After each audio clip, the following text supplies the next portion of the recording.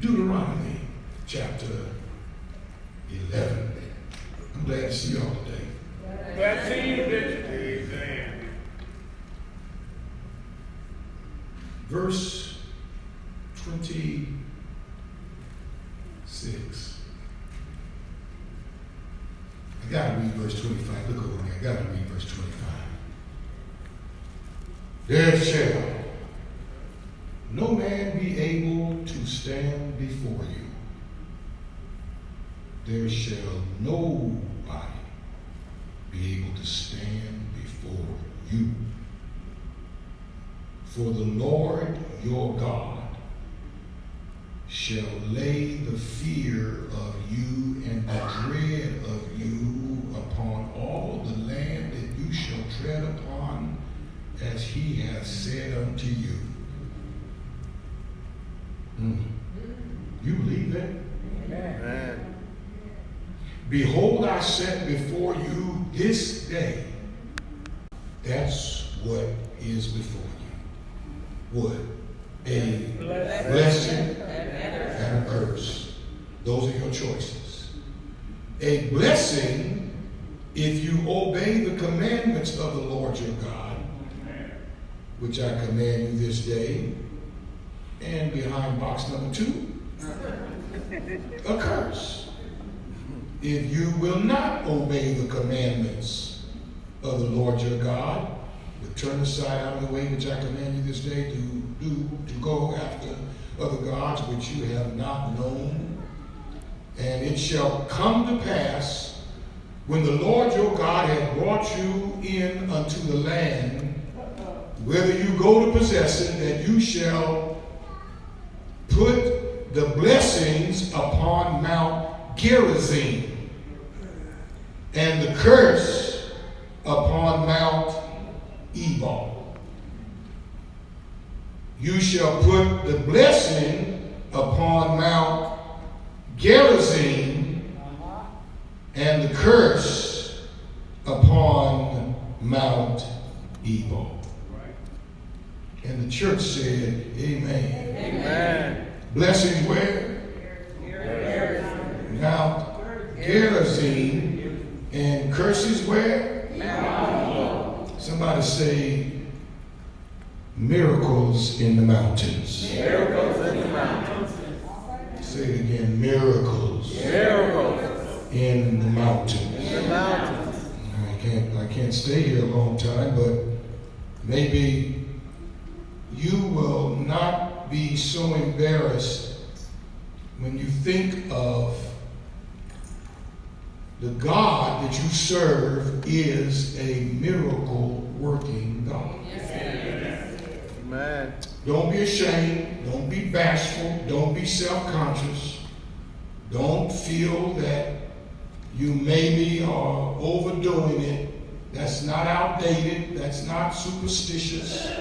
Those are not myths. Those are not legends. That's not wishful thinking. That's not superstition. All right.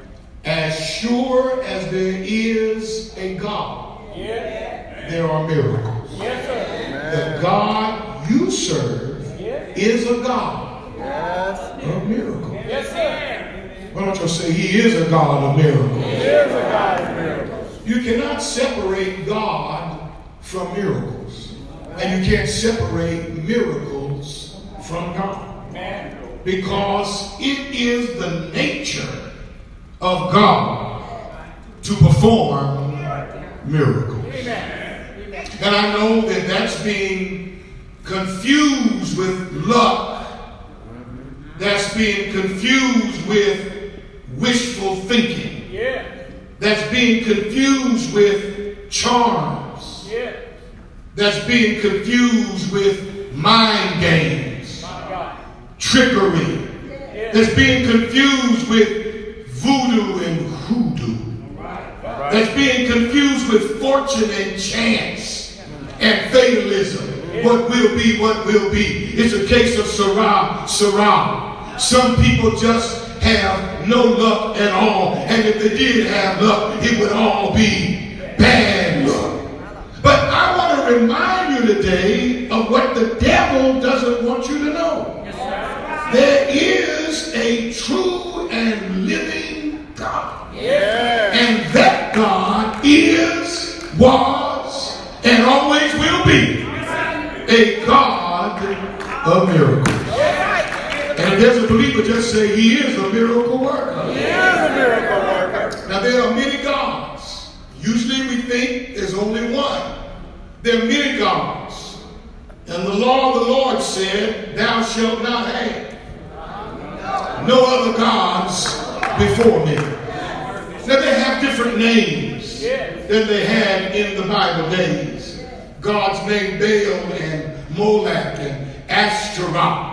And the gods of Bashan, and the gods of the Molekites, and the gods of the stars, the god of war, the god of fertility, the god of sex, the god of the field, the god of the rain, the god of war, the god of money, the god of prosperity, the god of love, the God of pleasure, the God of drunkenness, the God of smarts, the God of answers. Those are all gods that were named back then that are yet referenced today. They're still gods of pleasure. They're still gods of fun.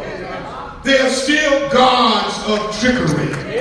They're still gods of money. They're still gods of fun. They're still gods of sex. They're still gods of power. They're still gods of magic. We have different names, but whoever or whatever you serve is your God. Say that again. Whatever you serve is your God. Whatever you serve is your God. Whatever is the authority in your life that has the greatest influence is your God. And one of the worst gods you can have is yourself. God of selfishness. God of narcissism. The God of self-indulgence. The God of independence. Why don't you make up your mind that the only God that I need to serve is the true and living God. He is the King of kings. He is the Lord. I can't get no help. His name is Jesus. Jesus. Jesus. Oh! He is the King. Amen. Hallelujah. But the true God, the living God, the Almighty God, the eternal God, the Creator God, help me, Jesus, the Redeemer God, the Sustainer God, the Compassionate God, the Just God, the Merciful God, the Loving God, the Kind God, the Living God, the Holy God, the Saving God, the Baptizing God, the Healing God is the God of miracles. If you believe it, say yes, He is. Every peak that you find reference in the Word reminds you of God. And sometimes God will use episodes and locations in your life to get you to your next step in your destiny. I said sometimes God will use episodes and locations in your life to guide you to your next step in your destiny. I wish somebody would just get the devil out of your mind and just say, I'm going to my destiny. Fate is the belief you'll just get to wherever you want to get to on your own, because the God of fate and chance will just allow you to be wherever you're just supposed to be. That's a lie right there. Destiny means God has already selected a place for you. Steps of a good man are ordered by God. It's not luck, it's not chance, it's not fate. God's got a plan for your life. There is a way to see the right of the land, but the end of the other is the way of death. Enter thee at the straight gate. Narrow is the way, and straight is the gate that leads to life eternal. Say yes, Lord. Amen. Why don't you say, his thoughts are not my thoughts, his ways are not my ways. As far as the east is from the west, so your ways are not my ways, and your thoughts not my thoughts. God knows that his word will guide you to your destiny. The enemy comes to steal, rob you of what God has in store for you. I want somebody to shout, my destiny comes to kill, take you out before your time, destroy, pound you into an unrecognizable pile of rubbish. But Jesus said, I got a plan for you. I know the thoughts that I think towards you, thoughts of good and not of evil. Say yes. Got your name written in the palm of my hands. You're the apple of my eye. Y'all take it off of me. God's got a mighty plan mapped out just for you. He's got a journey just for you. From before you were born, God already had a custom-made journey towards your destiny. And who the Lord foreknew, he also predestinated. And who he predestinated, he justified. And who he justified, he sanctified. And who he sanctified, he glorified. You ought to be glad God has a plan for your life. Sit down so I can finish this. Hallelujah. Thank you, Jesus. Those mountains may be the God. There's a mountain called Mount Moriah. Moriah. That was the location of provision. When there was no sacrifice and Isaac was on the altar. When they got to the top of Mount Moriah, the Lord had a ram caught in the bush. And right as Isaac was about to be sacrificed, the angel was back there. And the ram was caught there. And Abraham withdrew his hand and named it Mount Moriah. The Lord will always provide. God's got a mountain for you to remind you of his provision. When it looks like there is no other provision, God has a way. Can y'all hear me? God has a way of making a way out of no way. Say it again. So let's say it together. God has a way of making a way out of no way. Then there's another mountain. There's Mount Nebo. Moses had made some serious mistakes.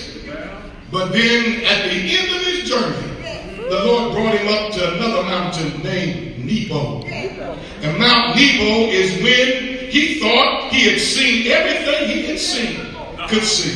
He thought he had made a mistake. He had committed sins that he could never bounce back from. But at Mount Nebo, God let him look over into the promised land. He let him see that there's more ahead of you than everything behind you. Mount Nebo is the mount of anticipation. After 40 years in the wilderness, he went up to that mountain and God said, I'm going to let you look over and just get a glimpse that there's more in front of you than all the mistakes behind you.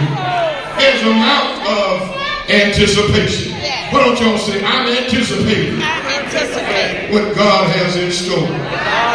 There's another mountain called Mount Sinai.